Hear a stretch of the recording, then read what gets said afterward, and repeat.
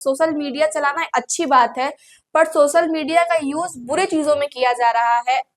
Vulgar तस्वीरें post की जा रही हैं, वल्गर बातें पोस्ट की जा रही हैं, उसमें वीडियोस बनाए जा रहे हैं। लाइक, कमेंट और शेयर की भूख ने भाषा को बाजार में बदल दिया है। भाषा भी बिकाऊ हो गई है।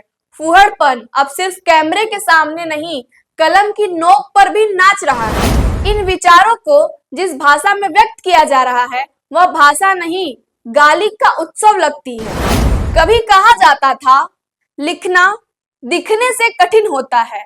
लिखना मतलब सोचना, मनन करना, किसी विषय पर आत्मा से उतर कर बोलना। शब्द कभी भीड़ को लुभाने का नहीं, समाज को सजग करने का माध्यम होते थे। लोकप्रियता की भूख अब जो सबसे तेज, सबसे तीखा और सबसे विवादित लिखेगा वही सबसे ज्यादा देखा जाएगा।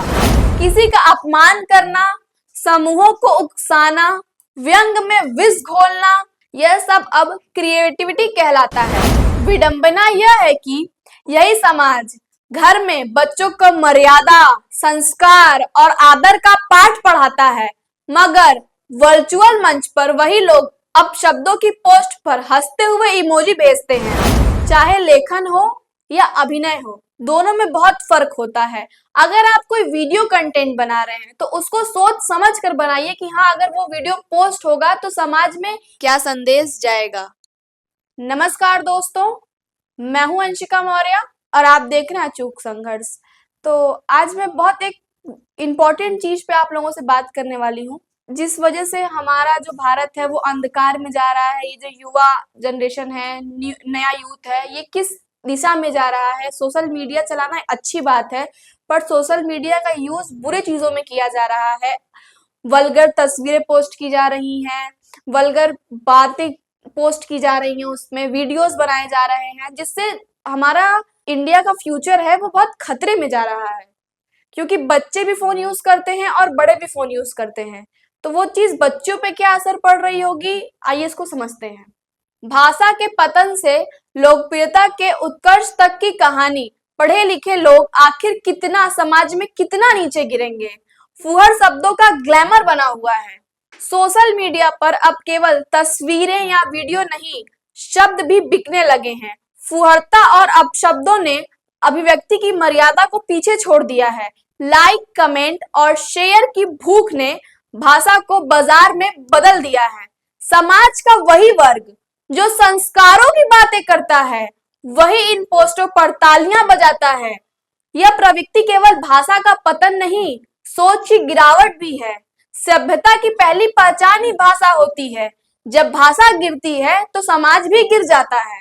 कुछ समय पहले तक मुझे गलतफहमी थी कि सोशल मीडिया पर केवल रील्स और वल्गर वीडियोस का बेहुदा कंटेंट ही ज्यादा देखा जाता है।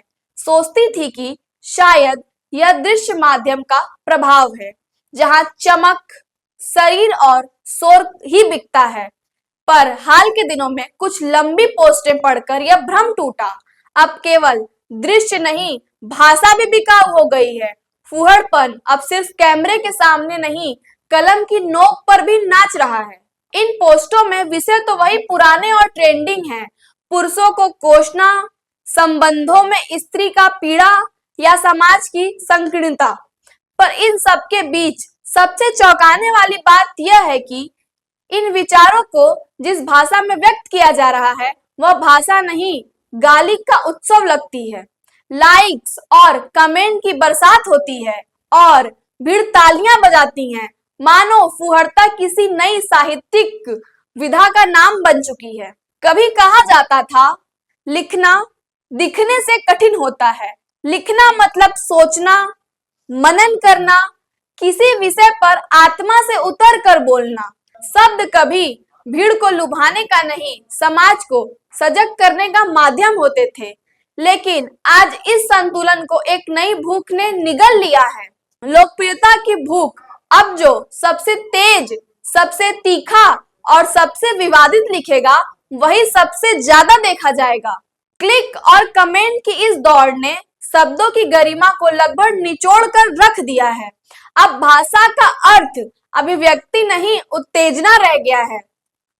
और यह प्रवृत्ति केवल अनपढ़ या असंवेदनशील वर्ग तक सीमित नहीं, कई बार वही लोग जो समाज में सुधार, परिवार में संस्कार और रिश्तों में मधुरता की बात करते हैं, इन पोस्ट पर टूट पड़ते हैं। वे न केवल इन्हें पढ़ते हैं बल्कि लाइक, हार्ट और फायर इमोजी भेजकर अपनी उपस्थिति भी दर्ज कराते हैं, जैसे यहाँ कोई सांस्कृतिक आंदोलन चल रहा हो। यह सवाल सबसे ज्यादा चुभता है, आखिर इस फुहरता में आकर्षण क्या है? क्या लोग वास्तव में इन विचारों से सहमत हैं या बस भीड़ में शामिल हो जाने की मजबूरी है? मनोवैज्ञानिक दृष्टि से देखें तो सोशल मीडिया ने व्यक्ति को अदृश्य पहचान दी है। अब वह जो कहना, करना या दिखाना चाहता है असल जिंदगी में वो जो नहीं कर सकता, उसे वह वर्चुअल दुनिया में निर्भीक होकर कर सकता है। यह आजादी धीरे धीरे अराजकता में बदल गई है। भाषा की मर्यादा, सामाजिक संवेदना और दूसरों की गरिमा पर खुली छूट मिल गई है। किसी का अपमान करना, समूहों को उकसाना, व्यंग में विष घोलना, यह सब अब क्रिएटिविटी कहलाता है। फुहड़ भाषा को निर्भीक अभिव्यक्ति बताया जा रहा है और सभ्य संवाद को पाखंड विचारों की जगह शब्दों का शोर छा गया है। विडंबना यह है कि यही समाज घर में बच्चों को मर्यादा, संस्कार और आदर का पाठ पढ़ाता है, मगर वर्चुअल मंच पर वही लोग अब शब्दों की पोस्ट पर हंसते हुए इमोजी भेजते हैं। यानी हमारी वास्तविक और वर्चुअल नैतिकता में जमीन आसमान का अंतर है। डिजिटल प्लेटफॉर्म्स ने हमें संवाद का अवसर दिया था, पर हम उसे विवाद का अखाड़ा बना बैठे हैं। जहां पहले विचारों की टकराहट होती थी, अब वहां शब्दों की लाठियां चलती हैं। जैसे जो बड़े बड़े लोग संस्कारों की बात करते हैं, अपने बच्चों को बड़े से बड़े स्कूल में भेजते हैं कि उनके बच्चे बहुत संस्कार सीखें, वही बच्चे वो पोस्ट देखते हैं जिसपे आपका लाइक, कमेंट और शेयर होता है। क्या वो बच्चों पे असर नहीं पड़ेगा? आप वल्गर चीजें इंस्टाग्राम पे, फेसबुक पे, ट्विटर पे पोस्ट कर रहे हैं, तो क्या बच्चे फोन नहीं चलाते हैं? वो चीज बच्चों के दिमाग पर क्या असर पड़ रहा है? हमारे देश का भविष्य किस तरफ जा रहा है? तो यह प्रवृत्ति केवल भाषा की समस्या नहीं, सामाजिक संस्कृति के क्षरण का संकेत है, क्योंकि जब शब्द दूषित होते हैं तो विचार भी विकृत हो जाते हैं, और जब विचार विकृत होते हैं तो समाज में कट्टरता पनपती है। आज यही हो रहा है। हर वर्ग अपने पक्ष को एकमात्र सत्य मानने लगा है और जो असहमत हैं उनके लिए अपशब्द तैयार रखे हैं।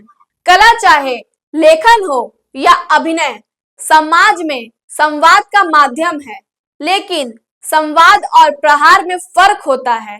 जो शब्द किसी की गरिमा को चोट पहुंचाएं, वो अभिव्यक्ति नहीं, आक्रोश का प्रदर्शन है। और जब यह आक्रोश लोकप्रियता के रास्ते का शॉर्टकट बन जाए तो समाज को आत्ममंथन करना चाहिए। चाहे लेखन हो या अभिनय हो, दोनों में बहुत फर्क होता है। अगर आप कोई वीडियो कंटेंट बना रहे हैं तो उसको सोच समझ कर बनाइए कि हाँ, अगर वो वीडियो पोस्ट होगा तो समाज में क्या संदेश जाएगा, क्योंकि वो चीज बच्चे भी देखते हैं और बड़े भी देखते हैं। तो हमारे देश का फ्यूचर किस तरफ जाएगा। और लिखना, आप लिख रहे हैं तो वो शब्द बहुत ध्यान से लिखिए, क्योंकि पढ़ने वाले पे भी असर होता है। क्योंकि यह सोशल मीडिया है, इसको 4 लोग करेंगे फिर तुरंत 8 लोग करेंगे, 8 लोग से 16 लोग करेंगे, तो ये चीजें वायरल होंगी, तो समाज में गलत असर पड़ना ही पड़ना है। जरूरत इस बात की है कि हम लोकप्रियता और गरिमा के बीच अंतर समझें। लिखना सिर्फ लोग क्या कहेंगे के लिए नहीं होना चाहिए, बल्कि मैं क्या कहना चाहती हूँ या क्या कहना चाहता हूँ के लिए होना चाहिए। सच्चा लेखक भीड़ से नहीं, विवेक से संवाद करता है। लेकिन अफसोस, आज सोशल मीडिया ने साहित्य को मनोरंजन और विचार का व्यापार बना दिया है। हर लाइक, हर कमेंट, हर शेयर एक बटन नहीं, एक नैतिक निर्णय है। जब हम किसी फुहड़ पोस्ट पर प्रतिक्रिया देते हैं तो हम अनजाने में उस प्रवृत्ति को बढ़ावा देते हैं। डिजिटल प्लेटफॉर्म का एल्गोरिदम तो वही दिखाता है जो अधिक देखा जाता है, इसीलिए असभ्य कंटेंट तभी बढ़ता है जब हम उसे बढ़ाते हैं। दर्शक अगर जिम्मेदार बन जाएं तो निर्माता भी सुधरने को मजबूर होंगे। संवेदनशील और सुसंस्कृत समाज वही होता है जहां लोकप्रियता का मापदंड शब्दों की गरिमा हो, न कि शब्दों की उत्तेजना। सोशल मीडिया अब किसी एक व्यक्ति का नहीं, पूरे समाज का दर्पण है। जैसे कि मैंने कहा कि 8 लोग से 16 लोग देखेंगे। यहाँ जो लिखा, कहा और साझा किया जा रहा है वही हमारी सामूहिक सोच बन रहा है। अगर हम चाहते हैं कि समाज में शालीनता और संवेदना बनी रहे तो हमें वर्चुअल व्यवहार में भी वही अनुशासन अपनाना होगा जो वास्तविक जीवन में हम अपनाते हैं। फूहड़ शब्दों की लोकप्रियता अल्पकालिक है, पर उनका प्रभाव गहरा और दीर्घकालिक है। विचारों की ताकत शब्दों की मर्यादा में ही बसती है, न कि उनकी अशालीनता में। इसीलिए अब वक्त है कि हम ठहर कर सोचें, क्या हम वाकई अभिव्यक्ति की स्वतंत्रता का इस्तेमाल कर रहे हैं या बस असभ्यता की स्वतंत्रता का जश्न मना रहे हैं। और अगर जवाब दूसरा है तो हमें याद रखना चाहिए, सभ्यता की पहली पहचान भाषा होती है और जब भाषा गिरती है तो समाज भी गिरता है, और अगर समाज गिरेगा तो हमारा देश किस दिशा में जाएगा। नमो बुद्धाय, जय संविधान।